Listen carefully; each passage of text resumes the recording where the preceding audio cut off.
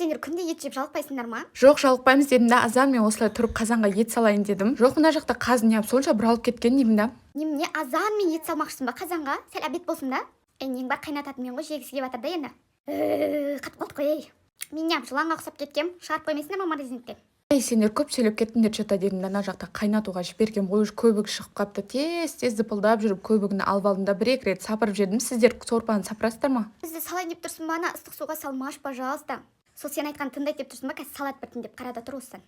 Сендерсіз дәмді болмайды ғой дедім да, алдап-солдап бұлардың барлығын қайнаған суға салып жібердім. Мына жақта сәбіз кетті, болгарский кетті, картошкалардың барлығын біртіндеп салдым да, қайнатуға жібердім. Свежий едік, мүжірайып, тұжырайып қаппыз оны қайнаған суның ішінде.